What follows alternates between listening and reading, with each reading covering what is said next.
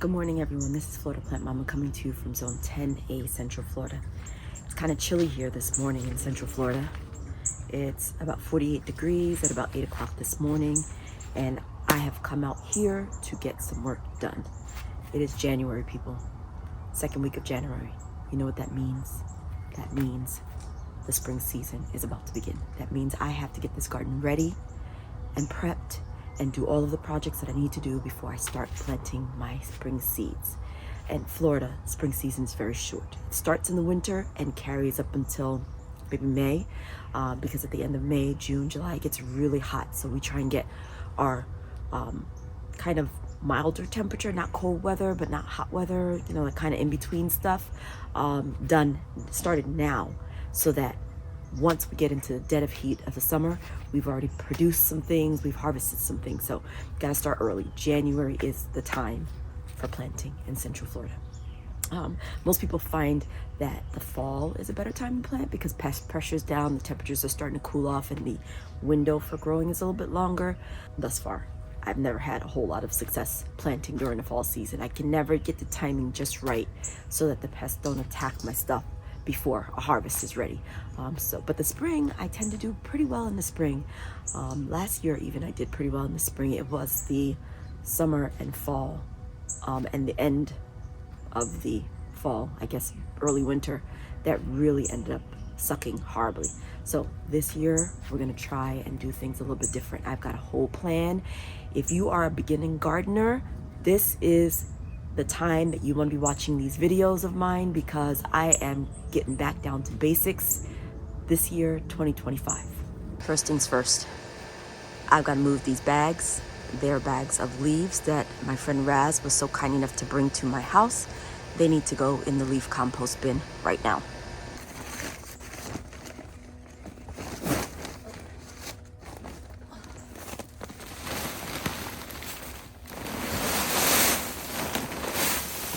I could barely sleep last night, just thinking about all the jobs I've waiting for me to do this month.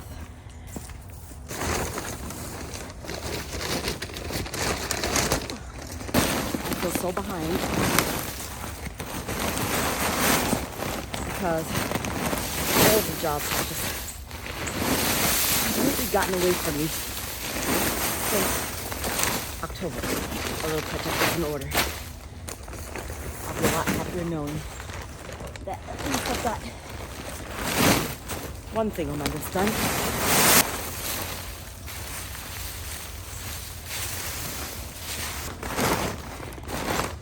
I've got one more bag to put in here, and then this job's done. Leaves and compost bin. Check. Moving on to the next project. The plan for 2025 is to keep things as simple as possible. That's why I said if you're a beginner gardener, this is a good time to get on board with this channel and see what I've got going on, because I'm going to take things back down to basics. We're planting fewer varieties this year. We are planting in locations that are easier to get to. We are really paring down to what is efficient, what grows well, what we will eat, to avoid waste, to avoid stress, to avoid overwork. So that's the theme of 2025, especially because I believe 2025 is already shaping out to be a year of transition for me. Lots and lots of changes. So my aim this year is simplicity. That being said, it's not going to be so simple to take down this banana circle behind me. I've decided that I have got enough bananas on that side of the garden, and I've also got bananas in the back of the gardens. I got in the back of the garden here. I've actually got a rack of fruit coming up back there.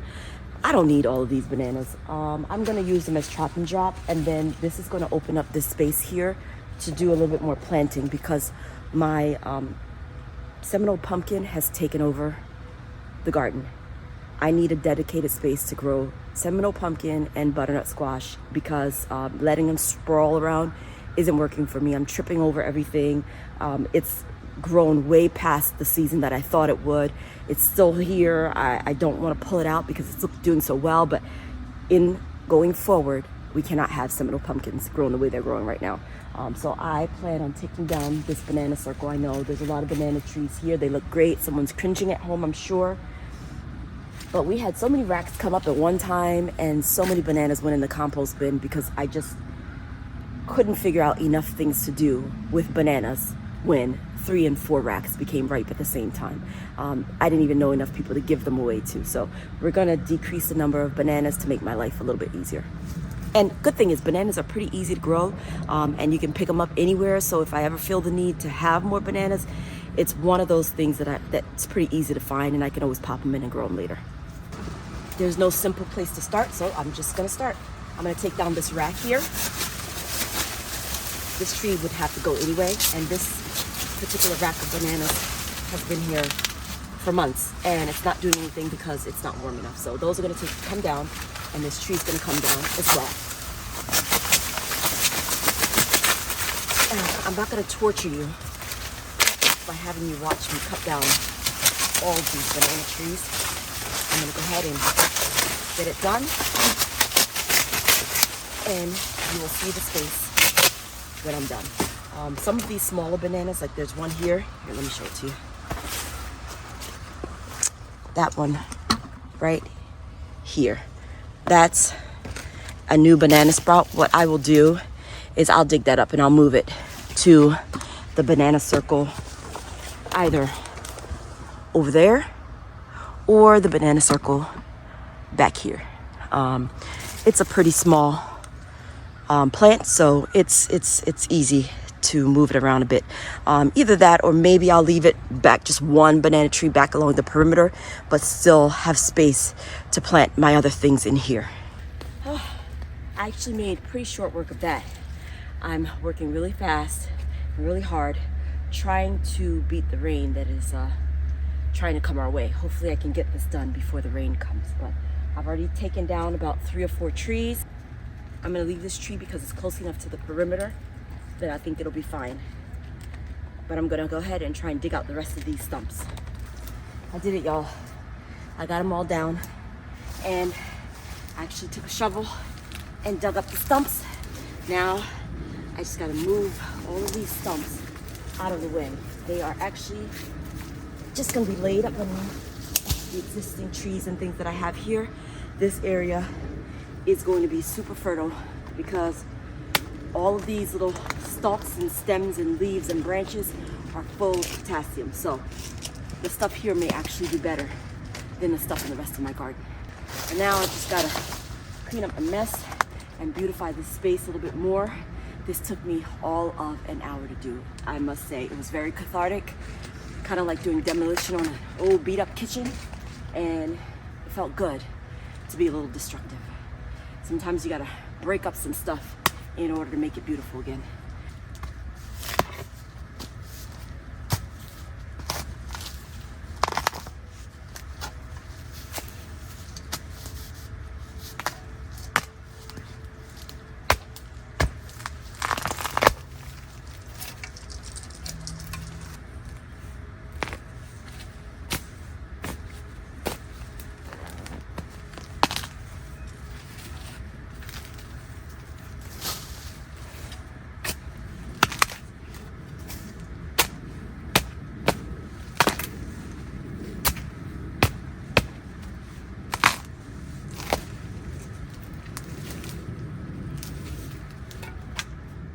This is the next big thing that I'm gonna tackle. That trellis has gotten way out of control. Oh my goodness, you can't even walk under it. If I can accomplish this, as well as the stuff that I already did, which I'll show you after I do this, then I will feel like I've done a lot today. So this is next on my list. Every year I look at this thing and I want to cry. It's so beautiful, but it's so overgrown. The bees love it, but they're gonna have to find something else for now. Here we go. Here's how it's looking, folks. Sorry about the yard work noise. Neighbors are getting their lawns mowed, so sorry about all the noise. But that's what it's looking like. I've done it. Now for the exhausting task of cleanup. The bees and moths and little butterflies are not at all happy with the choice that I've made today. They are buzzing around the debris and around the trellis. So I just got to be careful that they don't decide that they want to attack me for taking away their food source. I'm definitely done for the day. Ooh, my hand's starting to cramp up. I'm tired. It is now 1:47. I've been out here since 8 a.m. But I did get a lot accomplished, so I am quite satisfied with what I've done so far. Let me show you what things are looking like. So here's that crooked trellis. I want to fix this trellis so badly and get it straight, but I'm not going to mess with it. I've already taken all of the vegetation off of it. Here's the area that I've cleared. As you can see, it's getting some sun, and now you can actually see my bay leaf tree that's been hidden back here for 2 years. My fingerling lime, sweet almond, my what is this, loquat tree, and back there, what is that tree of life? I can't remember the name of it now. I'm tired. That's why I can't remember it. Anyway, to continue, this is the old banana circle. We've got just a couple of bananas left in it, but they're in a straight line as opposed to a circle, so it leaves a little bit more space for me here. And in this mulberry bed, the mulberry has been trimmed. The firebush has been trimmed. I have enlarged the walkways a bit, make it a little bit more functional in here. I trimmed this cherry tree as well. Again, enlarged the path, trimmed away any excess debris. I still don't know what to do with this Seminole pumpkin that's grown all over the place. It looks like it's starting to die back, so I think I'll just give it another week or two, and when it dies back completely, I'll pull it and see what is there to harvest. Next bed to clean up is this one here. I'm gonna pull everything out of it and start all over in here. Got some lemon balm in there, but I want the whole bed to be lemon balm and maybe basil. And I'm gonna shrink the size of this bed as well, just to make the walkway a little bit more functional as well. Loquat here is flowering. There's another banana circle there. You can see I've got another rack of bananas that I don't know if it will reach maturity or not because of the weather. Oh, update on the peas, the sugar snap peas. They are here and they are producing. Got a couple of sugar snaps on there. Looking good. They're actually looking very good. I think I'm gonna stop trying to grow these sugar snaps in November and just wait till December, January. Here is the other area for sugar snaps. As you can see, they're also doing well. That one looks like it's ready for eating. And it was. Very good. Sugar snaps there. And here as well. Ooh, that's a good one. So, oh, that was a really good one. They're doing okay. I don't know if my passion fruit vine has survived.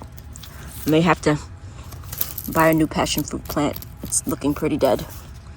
I knew that was a risk. It's okay.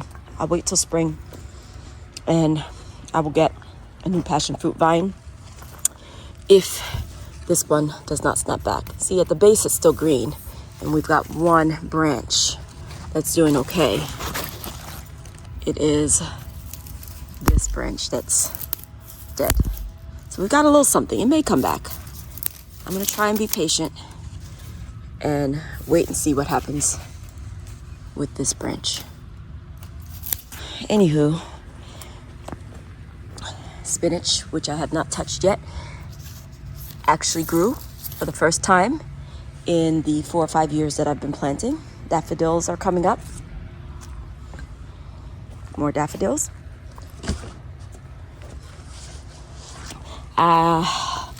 Next big task is going to be to tame these grape vines now that the leaves have all died back. Seminole pumpkin.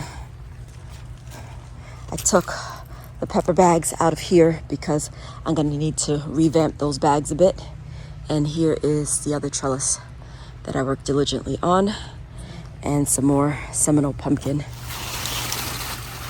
that I just kind of dumped up here as I was cleaning up. Another task is to clean all this up. I've got to trim it all back. So, I'm making a mess. I've been working hard out here. Time to get out, take a shower, and get some much needed rest.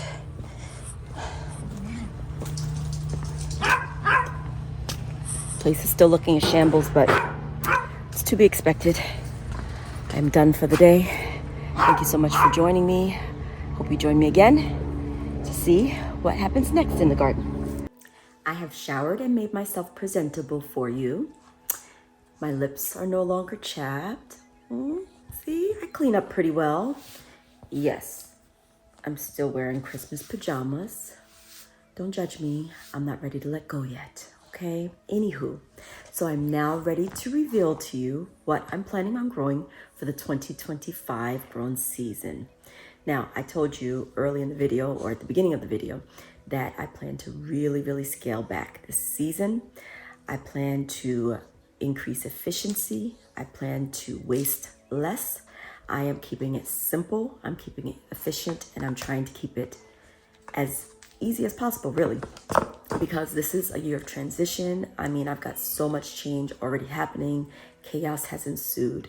Since we're in simplicity mode, come along, join me, learn how to do everything from sowing seeds to germination to up potting to planting in the ground, all of that to harvesting. We're just going to go from beginning to end of this journey together. So I welcome you. And now I'm ready to reveal what I'm growing. Ta-da! That's it. That's what I'm growing for the 2025 growing season. Now, as you can see from this list, some of these things I've already got going in the garden. I plan to start new ones for succession planting, and roselle has to be started. But I've got sweet potatoes, I've got some carrots, sugar snap peas, leeks, onions, garlic, and beets already out there. I started those in the fall, and they are not quite yet ready for harvest. These are the new things I'm going to start. Yes, I'm going to restart Seminole pumpkin. I'm going to rip out that Seminole pumpkin that's currently in the yard. And I'm going to give the Seminole pumpkin and the butternut squash a dedicated space. Hopefully I'll be a little bit more successful with them. And then I've got my herbs here and medicinals. And I always have the ginger and turmeric bed going, okay? I wanted to show you this. This is my handy dandy garden box, which was given to me by my youngest daughter for Christmas this year. This contains all of the vegetables and herbs that I will be concentrating on this season. So they're nicely organized here and ready to grab when it's time to start sowing those plants. Really? Really? In the near future, we'll be starting these seeds together. So I hope that you join me for the next video. Until next time, have a wonderful and blessed day. Thank you so much for watching. Bye-bye now.